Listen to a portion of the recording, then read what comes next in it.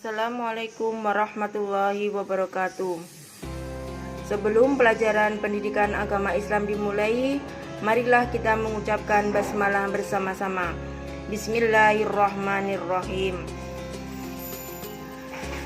Pelajaran pertama pendidikan agama Islam yaitu mari belajar Al-Quran Surah At-Tin. Membaca Surah At-Tin. Tata cara membaca surah Al-Quran dimulai dengan isti'adzah atau ta'awudz dan basmalah. Kemudian cermati dengan baik Al-Quran Surah At-Tin berikut ini. Bagi yang sudah lancar membaca, langsung saja membaca dengan tartil. Tartil artinya membaca sesuai dengan kata, tanda, dan barisnya. Dibaca dengan tenang dan tidak tergesa-gesa. Bagi yang belum pandai membaca, perhatikan dengan baik cara guru atau teman yang sudah lancar membaca atau melafalkan surah At-Tin. Ikuti langkah-langkah cara belajar membaca Al-Quran yang mudah berikut ini. Silahkan kalian baca 1-8.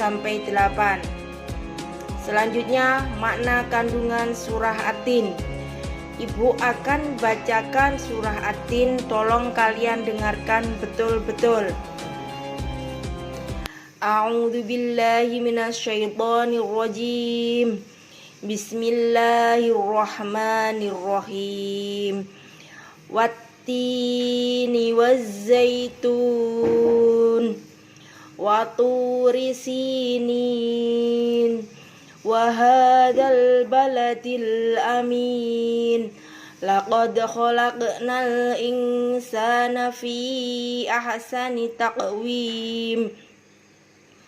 Tsumma radadnahu asfala safilin illal ladzina amanu wa amilus solihati falahum ajrun ghairu mamnun. Fama yukadzibuka ba'du biddin. Alaihissallahu biahkamil hakimin. Shadaqallahul azim. Artinya, dengan nama Allah yang maha pengasih lagi maha penyayang, demi buah tin dan buah zaitun, dan demi gunung Sinai, dan demi negeri yang aman ini, sesungguhnya kami telah menciptakan manusia dalam bentuk yang sebaik-baiknya. Kemudian kami mengembalikannya ke tingkat yang serendah-rendahnya, kecuali orang-orang yang beriman dan mengerjakan amal saleh. Maka baginya pahala yang tiada putus-putusnya. Maka apakah yang membuatmu mendustakan hari pembalasan sesudah itu? Bukankah Allah adalah hakim yang paling adil? Mengapa dinamakan surah At-Tin? Surah ini dinamakan At-Tin diambil dari kata At-Tin yang terdapat pada ayat pertama, yang artinya buah tin. Surah At-Tin adalah surah ke-95 dalam Al-Quran yang berjumlah 8 ayat. Dan termasuk golongan surah yang diturunkan di Mekah, yaitu disebut juga surah Makkiyah. Kandungan surah At-Tin. Ayat pertama. Tin adalah buah yang enak dan lembut serta cepat dicerna. Ia menjadi obat yang banyak manfaatnya, memperhalus fisik, mengencerkan dahak, membersihkan ginjal, menghancurkan batu pada saluran air seni, menggemukkan badan dan dapat melonggarkan rongga hati dan limpa. Zaitun adalah buah yang memiliki keistimewaan karena kandungan minyaknya yang berlimpah sehingga dapat dipergunakan di daerah yang kurang memiliki minyak. Kandungan surah At-Tin ayat kedua. Gunung Sinai terletak di semenanjung Sinai, lintasan antara tanah Mesir ke Israel, Arab dan Mesopotamia. Gunung setinggi 2,285 meter ini juga dikenal dengan nama Jabal Musa. Gunung Nabi Musa. Karena di tempat ini Nabi Musa menerima wahyu pertama dan diangkat menjadi rasul. Pada malam Mi'raj, Rasulullah SAW berhenti sebentar di tempat ini dan melaksanakan sholat sebagai penghormatan beliau pada kesucian tempat tersebut. Kandungan surah At-Tin ayat ketiga, kota yang aman adalah kota Mekah.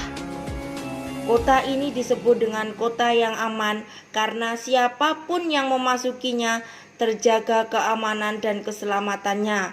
Kota Mekah juga disebut sebagai Ummul Qura dan tanah yang aman. Kota ini banyak menyimpan sejarah sejak zaman Nabi Ibrahim alaihissalam. Kandungan surah At-Tin yang keempat, Allah menjadikan manusia dalam sebaik-baik bentuk. Proses kejadian manusia tidak sama dengan kejadian makhluk-makhluk lain. Manusia memiliki akal, jasmani, rohani, dan nafsu. Anggota tubuh manusia serasi dan seimbang sehingga tampak indah, cantik, dan memudahkan untuk melakukan kegiatan. Sedangkan hewan hanya memiliki jasmani dan nafsu saja. Manusia harus mampu menjaga keseimbangan yang dimiliki agar supaya menjadi mulia. Apabila manusia mengutamakan nafsunya, maka ia turun derajatnya seperti hewan.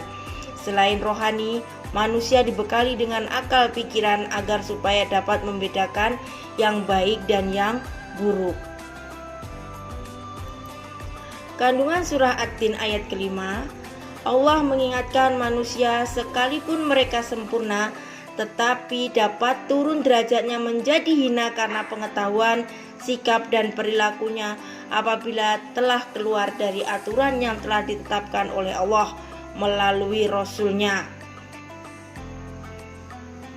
Kandungan surah At-Tin ayat ke-6, orang-orang yang tidak pernah hina adalah mereka yang beriman dan melaksanakan amal soleh.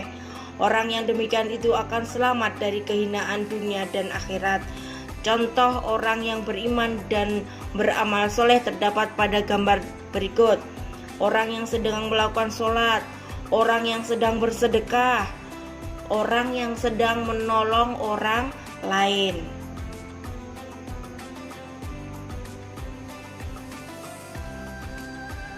Kandungan surah At-Tin ayat ke-7, pada hari kiamat nanti ada hari pembalasan terhadap perbuatan manusia yang baik dan buruk. Manusia seharusnya tidak meragukan adanya hari pembalasan karena Allah sudah menunjukkan bukti-buktinya. Allah memberikan akal kepada manusia untuk berpikir tentang ciptaannya dan hati untuk merasakan iman. Pertanyaan Allah itu untuk mengingatkan adanya hari kiamat agar manusia tidak lupa dan lalai sehingga terjerumus dalam dosa dan kehinaan. Selanjutnya, kandungan surah At-Tin yang ke-8 atau yang terakhir, yaitu Allah adalah yang maha mengetahui. Sebagus-bagus pencipta dan pengatur segala urusan, Allah yang memberi keputusan atas segala persoalan. Tiada perbuatan walau sekecil atom pun yang dapat terlepas dari pengadilannya. Pengadilan Allah adalah sebaik-baik pembuat keputusan. Allah maha pengasih kepada hambanya. Ia senantiasa mengingatkan agar manusia tidak lupa diri. Jika ternyata manusia masih melakukan dosa, maka karena keadilannya manusia akan menanggung akibat dan pembalasan atas dosanya itu. Allah juga telah menyiapkan kenikmatan bagi orang yang menjalankan syariatnya. Dari semua tadi dapat disimpulkan atau diambil rangkuman. Yang pertama, surah At-Tin terdapat dalam urutan ke-95 dalam Al-Quran. Surah ini terdiri atas 8 ayat, diturunkan di Mekah, maka dinamakan surah Makkiyah. Allah melalui surah ini bersumpah dengan menyebut ciptaannya, yaitu demi At-Tin dan Zaitun. Hanya Allah yang boleh bersumpah dengan ciptaannya. Negeri yang aman adalah Makkah Al-Mukarramah. Allah menciptakan manusia dalam bentuk yang sebaik-baiknya, yaitu terdiri atas jasmani dan rohani yang seimbang. Allah memperingatkan bahwa manusia itu bisa menjadi hina bila tidak beriman dan beramal saleh. Manusia menjadi mulia di sisi Allah bila beriman kepada Allah dan beramal soleh. Walaupun Allah telah menunjukkan bukti-bukti kebenaran hari pembalasan, namun di antara manusia masih ada yang mendustakannya. Allah Maha Adil dan bijaksana terhadap manusia dan makhluk lainnya. Oke, saya kira cukup sekian materi untuk pelajaran agama Islam hari ini. Saya akhiri. Assalamualaikum warahmatullahi wabarakatuh dan terima kasih.